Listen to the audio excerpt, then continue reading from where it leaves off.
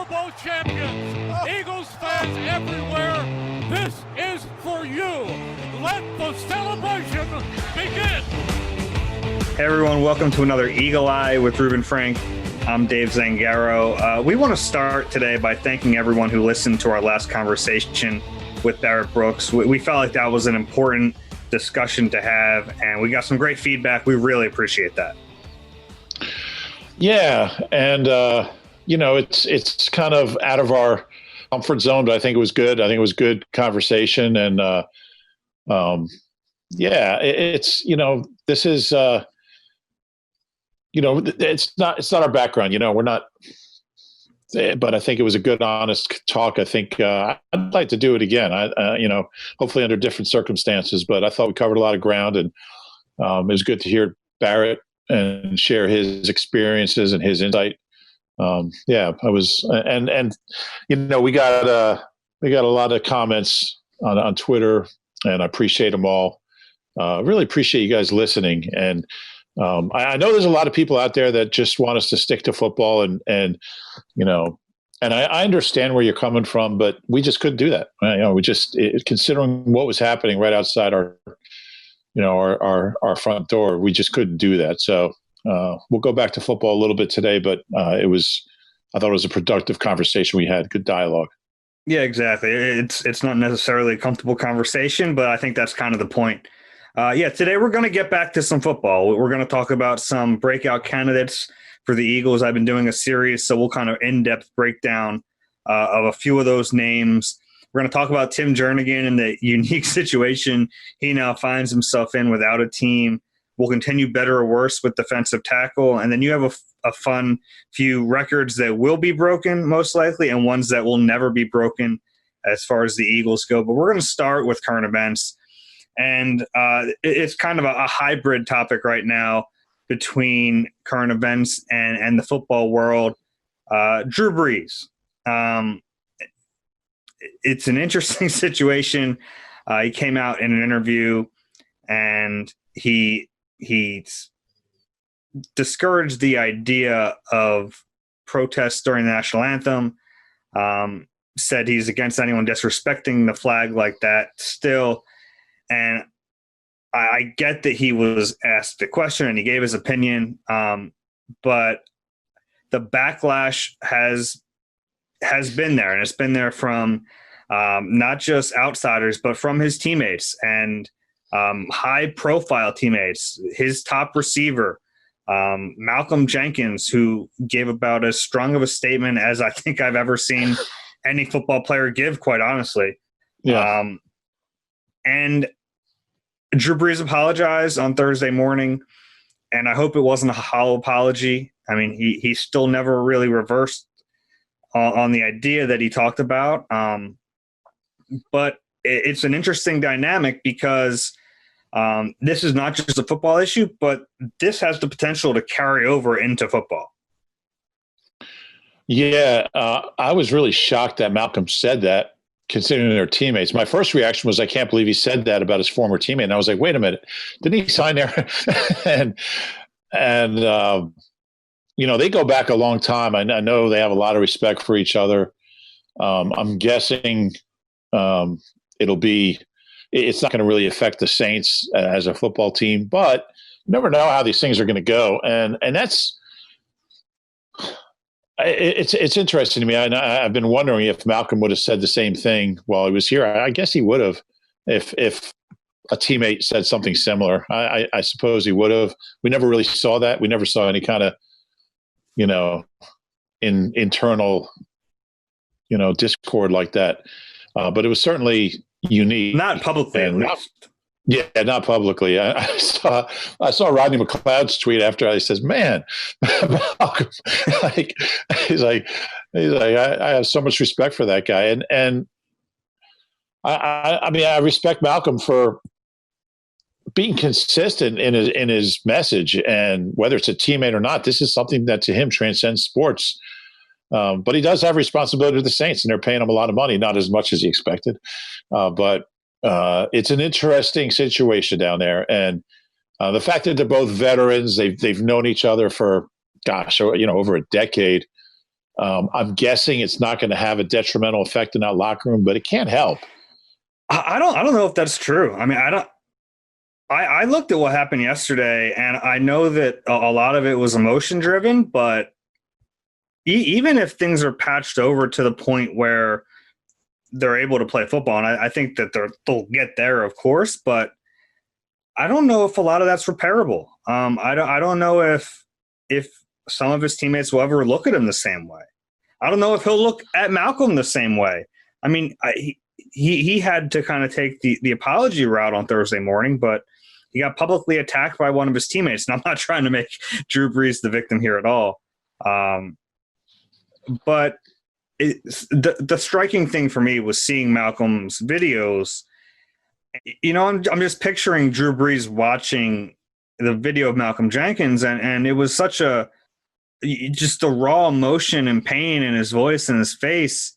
You know, I think about it like if I said something in my life to make a coworker or a friend that I really care about feel that way, any human who has real emotions would say, what did I do? I have to figure this out. I have to change. I have to at least understand their point of view. So, you know, I know that we kind of live in a cancel culture and people want to cancel Drew Brees, and I get it. But for his sake and for those around him, I hope that he takes this time to really understand why those words hurt his teammates so much.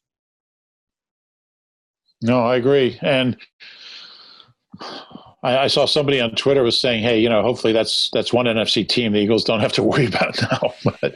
But, you know, Eagles fans being Eagles fans. But, yeah, extraordinary times, extraordinary circumstances, extraordinary events. It was just tone deaf for him to say that with everything happening. And I think there's been I saw Pete Carroll's comments about Kaepernick, I think on a podcast or something. I think he was on with Greg Popovich and I forget who else, but he talked about kind of how the NFL is now kind of, I don't know, re-examining what Colin Kaepernick did and why and the ramifications and understanding. People are now understanding where he was coming from, why it was so important to him and Malcolm and other players who protested. And I mean, there's no question that, you know, history is going to look at Colin Kaepernick as a hero, as a guy who was really a trailblazer in a lot of the change that we're all hoping to see and hopefully starting to see. You know, I don't know. I would have thought Drew Brees would have kind of understood all of that, and I mean, it's, you know, and why Colin Kaepernick did what he did, why Malcolm did what he did, and it's disappointing that he didn't. But I think more and more people are, and kind of understanding that you know, you have to look at it from his vantage point. And when you see videos like we saw, what happened in Minneapolis, you know, what Colin Kaepernick did, you know, should take on a new meaning and a new power and a new, you know, it should make us understand, you know, you can't look at it from, here's how I see what Colin Kaepernick did. You have to get into his mind. And what is he making a statement on? Let me really try to understand that. And I wish Drew Brees had done that. Yeah, I mean, the frustrating part is, you know, Kaepernick started those demonstrations 4 years ago, and it took so many people those 4 years to figure out that what he was doing was never disrespecting the flag or the anthem. And for Drew Brees to be in this situation now and still not get it, I think that, you know, we just saw, and it's been a hectic week. It's been a crazy week, a lot of emotions. And I think what we saw from Malcolm was kind of a culmination of like, you know, I expect this from my adversaries. You know, I expect this from people who won't take the time to understand my point of view. But we heard Barrett talk, and we've heard tons of professional athletes talk about the brotherhood in an NFL locker room. So when you think that here's a guy who has my back wholeheartedly, here's a guy, you know, I always cringe a little bit the whole go to battle thing, but that's the way these guys view it. And when you have a player like that then say something that's that hurtful to you, I get why the emotions kind of ran him over a little bit there. It'll be interesting to see what happens. And I think in the context of, if you want to bring it back to the Eagles, the way Drew Brees has handled this compared to the way Carson Wentz has handled it, Drew Brees right now is in damage control mode, trying to make sure that he can have those relationships stay strong within the team. Meanwhile, Carson Wentz releases a statement. He gets out in front of it. He's really one of the first major white professional athletes in the country to speak out. He did it in a pretty strong way, and I think he galvanized the team. I think he galvanized a lot of the city with what he said. So it's important to remember that Dave, Carson Wentz handled it really well. I wonder if – I'm just speculating here. I mean, Carson's in year 5 now, going into year 5. He's not a kid anymore. There's a lot of talk when Malcolm left about, who's going to pick up the leadership slack, who's going to be the leader. I wonder if Malcolm was still here, if Carson would have – maybe he would have. I'm just kind of thinking out loud. I just think Carson maybe has grown to the point where maybe a couple of years ago, maybe he releases a statement, but maybe it's not quite so powerful, so eloquent, so from the heart. Maybe it's more his handlers wrote it, and not as not as strong. I don't know. I think I don't know how much it hurts to have what's going on in New Orleans happen, but I know it definitely helps. I mean, we heard DeSean talking about Carson and about Jason Kelce and just the whole. There's so much respect there, and it can only strengthen what this team already has. I mean, you still need good players to win, but I was really struck by something Nick Foles said about how it's not always the teams that are the most talented that win. He said, "I know from personal experience, it's the teams that are the most together." Hey, how can you not think about 2017? It wasn't the most talented team, but it was incredibly together and talented. But I think that something like this can definitely bring guys closer together. And when you have that, you have a chance to have success.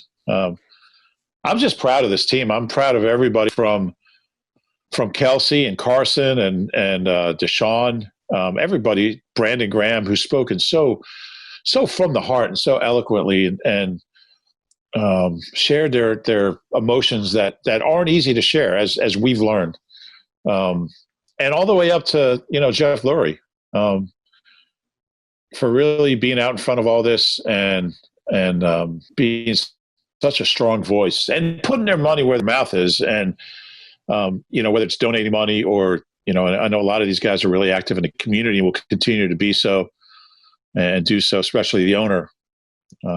It's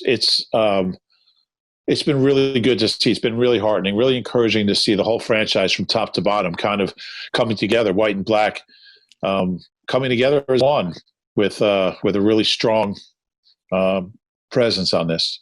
All right, now let's make a local radio host very happy and move on to some sports here. I've been doing a list of breakout candidates, and there'll be 10 in total, and you can kind of see my thoughts on a few guys on NBC Sports Philadelphia.com. Rube, I want to get your take on some of these guys, and we'll just go through the names on the list that I've gotten to so far, and we'll start with Boston Scott.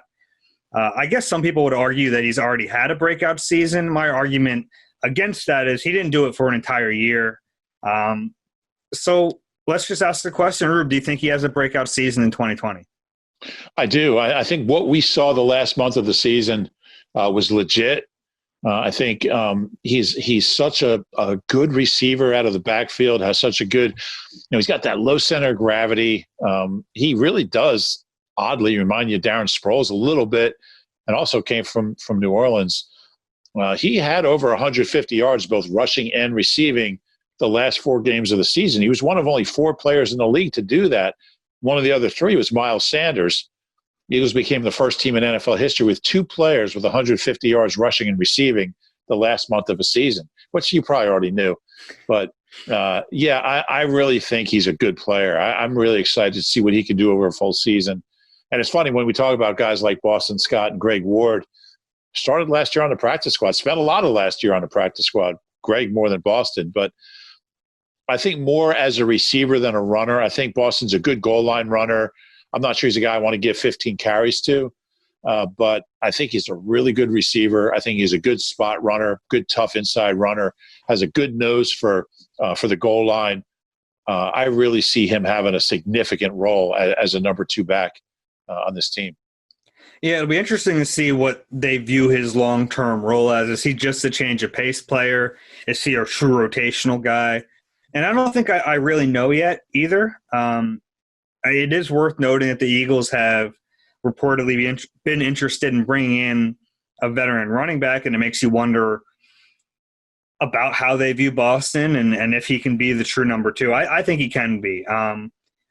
Based on what I saw last year, I know it's a limited sample size, but the kid can play. And I have no reason to believe he won't do that over a full season. I look what he did in that Giants game. Yeah. I mean, that was a game they had to win. Exactly.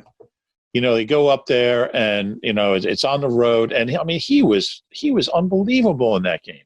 And big plays and big moments. This isn't like mop-up, running back, meaningless games. I mean, I was really impressed. I think he's going to be a good player. I do too. He already is. The next one, Kayvon Wallace, a rookie on the list. And the reason it might seem kind of crazy to put a 4th-round rookie on the list, but when you look at the Eagles draft class and which players have the potential to play a lot this year, I think Wallace is near the top of that list. He has a few players in front of him. Jalen Mills is there. Will Parks is there. But do you think Wallace can carve out a role and potentially have a big season? I don't think that's going to happen yet. I think there's a reason he was a 4th-round pick. I think he's got a chance to be a player, but I think they have enough. I mean, you never know what's going to happen with injuries, especially with this team. But I think they have enough at safety now where, they're not going to have to rely on a 4th-round rookie. I mean, 4th-round rookies, you don't see a lot of them making an impact, and I'd be surprised if Wallace does. And nothing against him. I'm not saying he's not going to eventually be a good player, but you brought Rodney back. You have Mills out there. You have Parks. I'd be surprised if Wallace carves out a role on defense. Yeah, and I guess that's their plan right now is to have him be a special teams player. But I just look at the guys in front of him, and there are some significant question marks. Jalen Mills is changing positions. Will Parks is with a new team. And we don't really know how those guys fit into that role. Well, Wallace is with a new team, too. He's in a new league. Yeah, and I understand that, but there's still some significant – it doesn't change the fact there are still questions. It's not like he's behind those guys, and it's not like he's behind Rodney. We know Rodney's going to be in that spot. Right. But I think because of that, there's a little bit of opportunity. But I think you're right. I mean, I think that most likely he's going to, if anything, at most on defense, kind of be a role player, rotational player. But like a lot of these guys, he's an injury away, and I like the talent he has. I think that he can be a good player. So I'm looking forward to seeing him in training camp. My guess is we won't see a lot of Kayvon Wallace on defense this year. Snap number. 58. Okay. The next guy is someone who's going to be on this list until one of two things happens. Either he has a breakout season or he's not on the team anymore, and that's Sidney Jones. And my reasoning for that is if any of that talent that he had when he was at Washington is still in there, he could be a really good player. And we've seen flashes of it. And there were flashes last year, enough to think that maybe it's this year. Yeah, I just wrote a piece about Sidney that you helped me cut down a couple hundred words out of. Yeah, it's intriguing. And I think this is the year that we'll finally. I mean, he's going into year 4. It's really year 3 as a guy that you kind of have expectations of. I think this is the last chance that Sidney has. But somewhere in there's a player. I don't know if we'll ever see him. I don't know if we'll ever see that consistency when you think about, the pass he knocked down, the Dak Prescott pass that really kind of clinched that game, a huge game. The interception against the Giants in that same Giants game up there at the end of the game that really sealed that win. You think about some of the plays he made. I mean, he picked off Matt Ryan, who doesn't throw a lot of interceptions. So you see these little plays here and there, and you kind of, I know we both do it. We're like, maybe there's something there. And then the next thing you know, Stephon Diggs is 20 yards ahead of him on a deep ball. And you're like, what's going on here? So I don't know. My gut feeling is Sidney Jones will never be the player we expect him to be when he came out. I still think it was worth the risk getting a top 15 talent in the second round. I liked the move then. I don't think it was the wrong move. I mean, in retrospect, I guess it was the wrong move, but I think it was a worthwhile, risk. But I just don't see him putting together enough consecutive plays, series, games, seasons to be, to be a breakout guy. I just don't see him consistently being healthy enough or being consistent enough to be that player. So I would say I just don't see it in the cards for him. But, there's always that little part of me that's like maybe. I think we all feel that. We all see it. I'm sure Jim Schwartz sees it. It kind of feels like we're on a treasure hunt and we're like finding these clues along the way, but the treasure just keeps getting pushed farther and farther back. And it's frustrating because like you see sometimes and you're like, this kid can play. My brother, when I was a kid, my brother would make these crazy treasure hunts around our whole neighborhood. And we'd have like teams of we'd have like 4 teams of 3 guys, and there would be clues. Like he would have a clue like taped under a mailbox, and the clues were vague enough that you weren't really sure, but you kind of had an idea where you were looking. And there'd be like 10 clues, and he'd go out at early in the morning and set up all the clues. He'd have these maps. Each clue would point to the next clue, and then there'd be a prize at the end. Now, it has nothing to do with Sidney. I was just it was fun. No, I even like treasure hunting movies, even ones that aren't good. There's a show on Netflix now called Outer Banks. And it's not a great show, but the idea is like finding treasure, and I am all in. I love that stuff. And that's what Sidney is to me. Yeah, to take it full circle. I was watching a show called I tried to bring it back. I tried. You all saw me. I don't watch much TV, but I've had some free time lately. And I've been watching American Pickers, best show on TV. I like that show. I like that show. And Northwoods Law, about the Fish and Game Commission in New Hampshire. I've never seen that. Yeah, they go after like people that are like illegally shooting turkeys and stuff. It's awesome. I'll have to check that out. Next up, TJ Edwards, second-year linebacker, started to have a significant role last year, and based on the linebacker depth chart, might figure into their plans pretty heavily this year. What's your take on TJ? Yeah, I think he's a good, solid player. I don't think he'll ever be a star. I think he's limited physically, but I think that if you use him the right way and situationally, and we certainly know Jim Schwartz is, want to do that. Oh, that sounded awful. I sounded like a jerk saying that, but yeah, I think he'll be a good, solid player. I think he can be a good, solid guy. Plays like 40% of the snaps. He's out there in short yardage and goal line, and maybe in base. If against a running team, I just think I just don't know if he has the speed and the athleticism to be a guy who can go out and cover a tight end or and that kind of thing. But I think he's a solid guy. I think he'll be one of those guys that they're always looking to upgrade, always looking to find somebody better. But I think he'll be around and he'll be a player, and he'll carve out a nice career for himself. He'll never be a Pro Bowler, but I think he's a good, he's a good, important piece that you need. He's very active. I mean, he's really active. He's very good against the run. For a guy who's limited physically, I mean, he is all over the place. Yeah, I mean, he's not a super athlete, but I think his instincts make up for a lot of that. And the thing I really like about TJ is that he doesn't hunt for big plays. You see a lot of young players just forcing the issue, trying to make those big plays. And sometimes when you do that, you lose your discipline and you don't become as sound as a player. And he doesn't do that. He takes the plays that come to him. And that's the reason we saw his role injuries helped, of course, but that's the reason we saw his role grow so much last year is he's a player that Jim Schwartz can rely on. And that's not a little thing, especially for a linebacker, a middle linebacker, to have the trust of your coach. And that's kind of the role I see him having this year. You look at the guys who are on the team with him. Nathan Gary is probably the top returning linebacker. Then they have Duke Riley, Jatavis Brown, Alex Singleton. They draft 2 linebackers, but Davion Taylor, a third-round pick, it doesn't seem like he's ready to make an impact right away. And Sean Bradley, as much as we'd like him, he's a 5th-rounder. So I expect TJ to play a whole lot this year. So if nothing else, we'll have the opportunity. Yeah, he's a real smart guy. They have a lot of linebackers who are really smart and limited in one way or another. But, I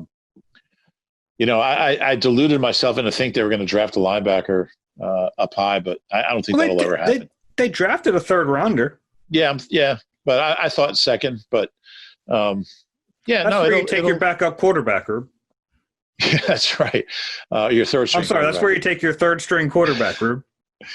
It's an interesting group of linebackers. I mean, there's, and I think each one of these guys has some strengths, but there's not a lot of experience, not a lot of long resumes, not a lot of deep resumes in that group. It'll be interesting to see how they play and if they continue looking to add someone there.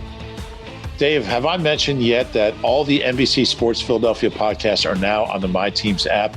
Flyers Talk, Sixers Talk, Phillies Talk, Eagle Eye, that's our podcast, all on the app. Download it now. It's free. All great content you get is right there. And our podcasts are now all there as well. So, Rube, interesting situation with Tim Jernigan. I'm sorry. That was a great transition.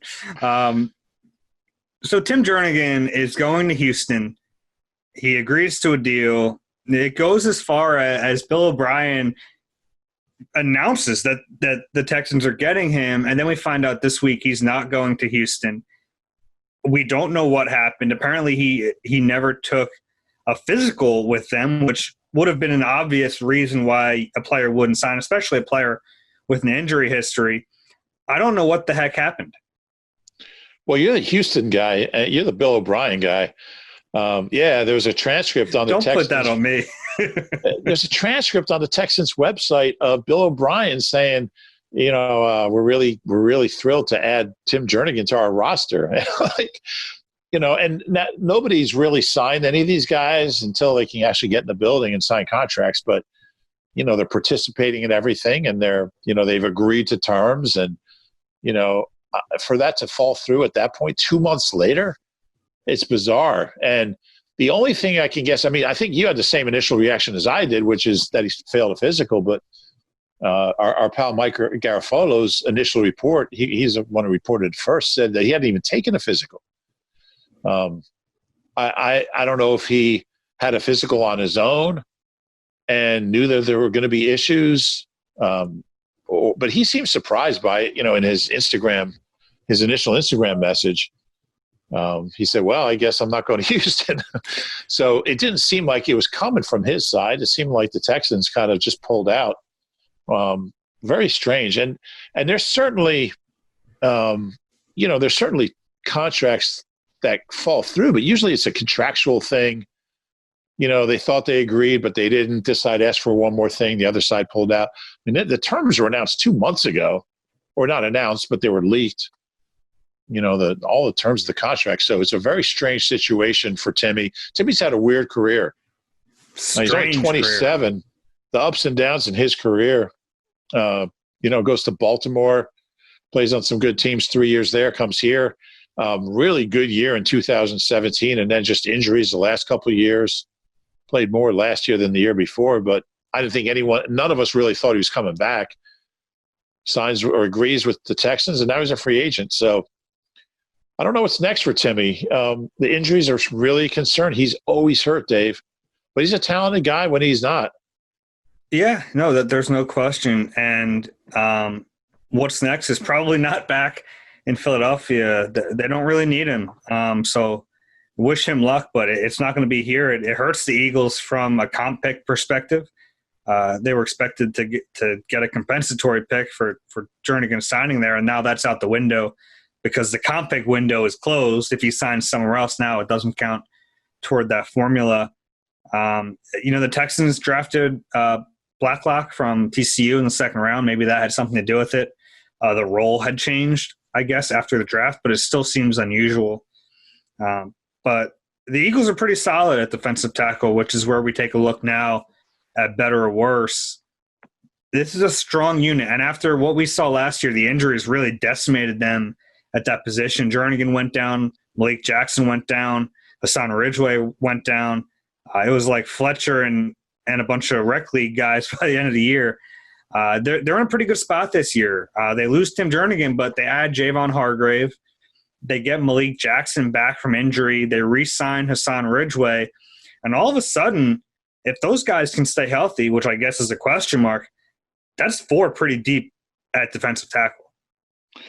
Yeah, I really like what they have. And they're guys with different strengths. And, they're guys that until last year had been durable, But I think if Hassan Ridgeway is your fourth tackle, and Anthony Rush came in at the end and did some good things.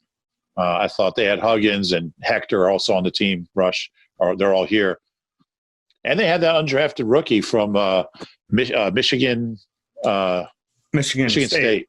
Raekwon Williams, yeah, Raekwon Williams, who's highly regarded, probably a practice squad guy. But there's a lot of talent there, and I think what it does is it's going to really give Jim Schwartz a lot of flexibility where he lines guys up. I think you're going to see Fletcher. I would think. I mean, Fletcher, I thought he had a really good year, but didn't have an elite Fletcher Cox year last year. I think you might see him being fully healthy now, being a year removed from that injury, with these guys around him and the ability to move him around, move Malik Jackson outside, get Hargrave in that mix, and Ridgeway too. Giving you some. I mean, Ridgeway will play 20 snaps a game. I think you're going to see the best of Fletcher Cox, I would think. Yeah, and Hargrave's really good. I mean, he has Pro Bowl potential, and you just didn't see it in Pittsburgh because of their scheme. Now, I don't know how long it's going to take him to acclimate, and it's kind of like breaking your mentality from a passive 3-4 defense into what the Eagles want him to do is just get upfield in one gap and just shoot the gap and get after the quarterback. So it might take a little while for him to just break free of that old mindset. But at times you see it, and he has that potential. He could be really good in this defense. And for him, it's kind of like what we talked about with Malik Jackson a year ago when they signed him. Fletcher's going to get doubled, and he's going to get doubled most of the time. So that means you have one-on-ones.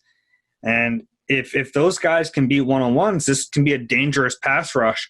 I give the Eagles a lot of credit because the NFL in the last, 5 years has kind of shifted from edge rush to interior rush. And the really basic idea is if your interior guys get pressure, you don't just get after the quarterback, but you push him out of the pocket. You change the pocket. And they saw that, and they've kind of shifted their philosophy to get these interior guys. It's going to be fun to watch if they stay on the field and they can stay healthy.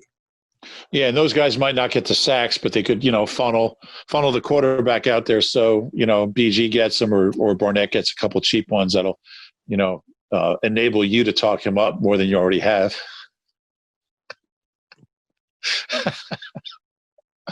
But, they have one of the highest paid groups of D tackles in the league and one of the most talented. So, I mean, and they have to, I think they're spending $46 million on D tackles and cap money this year. So, at least projected cap money. We'll see what happens. But, they have to be the heart of that defense, that group, because they're the most talented group on that defense. So they're going to have to come up big. You put together a couple fun lists this week, as you're wont to do. One of them, 10 Eagles records that you don't think will be broken, and the other 10 are Eagles records that you see coming down relatively soon. Just take me through a few of the ones that you think people will find most interesting. Well, I don't know if any of them are interesting, but some of the records I don't think – I'll give you 2 or 3 that I don't think will ever be broken. And, I didn't include, Mike Quick's 99-yard because that can't be broken. And there was a game in 1936 where the Eagles had one completed pass. That probably never be broken. No. No, don't even go there. It was 1936, Dave. I know, it's a little too early. One of my favorite records on the Eagles is Reggie White's sack record, single-season sacks, 21 sacks during the strike-shortened 1987 season. For people that don't remember, the regulars. You give Barnett a few more years, he's there. He's got 14, so he's 2/3 of the way there. But that's career sacks. But I misunderstood. There were 15 games instead of 16, but 3 of them, weeks 2, 3, and 4, were played with replacement players, so the regulars didn't play. Reggie had 21 sacks in 12 games. So if he played the whole season, if there was no strike, he was on pace for 28 sacks. If he played in the strike games, which some of the regulars did, then he might have had 50. But the fun thing is he averaged 1.8 sacks per game that year. He averaged almost 2 sacks per game. The next highest figure in NFL history is Michael Strahan's, 1.4 when he had 22.5 sacks, set the record. Reggie averaged almost half a sack per game more than the guy who broke the record. It's just an unbelievable record. That'll never be broken. I think Zach Ertz catching 116 passes, that took a whole series of, perfect storm type things to happen. Receiver injuries, poor receiving play, running backs that didn't catch the ball that year, and Ertz just being locked in and staying healthy. The next most in Eagles history is 90 by Westbrook. That's 26 less than Ertz's. One more that'll never be broken. There's a lot that are amazing, but the Eagles in 1986 allowed 104 sacks. You think about that. That's really hard to do. They broke the previous record by 36. If you're going to break a record, go for it. And since then, nobody's been within 26 sacks of that record. So, they put it out of reach. To allow that. You give them credit, man. Yeah, and it's amazing that Randall survived that year. Some records that I think will be broken and should be broken relatively soon. One is Mike Quick's record of 1,409 receiving yards in 83. It's held up for 37 years. That's not that many yards. There's been 85 individual seasons in NFL history where somebody's had more. Now, it seems like a lot to us because we've had Victor Bailey and Reggie Brown and, Michael Timpson and, Chris T. Jones and over the years catching the ball, not to mention, the recent wide receivers that I'm going to lay off of because we've been picking on them so much. But that should go. They're going to draft somebody who's going to get, 1,400 yards. You got to average 88 yards a game. And I think someone's going to do that. T.O. would have done it if he didn't get hurt that year, right? T.O. was on pace for 1,744 before he didn't get hurt. He got kicked off the team. Oh, okay. Yeah. In 05, yeah. He got suspended, but he played 7 games and had 744 yards. He was having an amazing year. This is interesting. The Eagles' record for interceptions in a career is 34. It is shared by Bill Bradley, Eric Allen, and Doc. That is the lowest franchise record in the NFL for career interceptions, other than a couple expansion teams. There's teams like the Chiefs and the Steelers that have 3 guys with 50. Eagles don't have anyone with more than 34. Out of current Eagles, Rodney McLeod has the most with 8. So it's not going to be broken anytime soon, but it will be broken because that's a really low number. And And another one that this blew my mind, Adrian Burke has the Eagles record for most punts in a career. And I know you've been doing a lot of work on punting records, so I don't want to step on your toes. But 393 punts is the lowest franchise record for a punter in the league. I looked this up. I spent 20 minutes looking up every team's record for most punts. And there's no easy way to do that. And I felt like a moron doing it. But once I was invested in it, I had to keep going. Was Pro Football Reference like calling you to check on you? They were calling me to see if I was okay. Are you sure why you want to do keep this? Doing this? But this is the crazy thing. The Eagles, you know, like when a credit card company will call you, like, we found some unusual activity on your car. Yeah, Pro Football Reference called me. Yeah, we found some unusual activity, 500 punting searches. But here's the crazy thing. The Eagles have never had the same punter more than 5 years. Wow.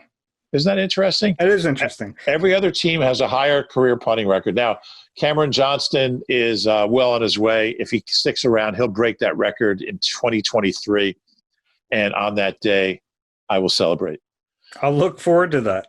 But the pieces are both – I'm sorry? When we do the Eagle Eye podcast on like October 14th, 2023, we'll remember this moment. Yeah, we will celebrate that record. But I had a lot of fun with it, and 10 records that will be broken, 10 records that won't be broken, and they're both up on the site, NBCSportsPhiladelphia.com. Yeah, that was fun stuff.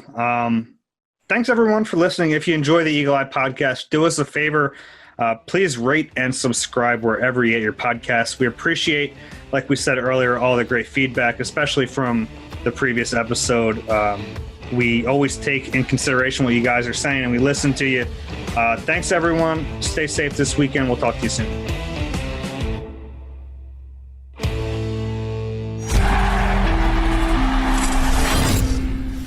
I'm Mike Tirico, and this week on Sports Uncovered, the side of Bill Belichick you didn't know existed.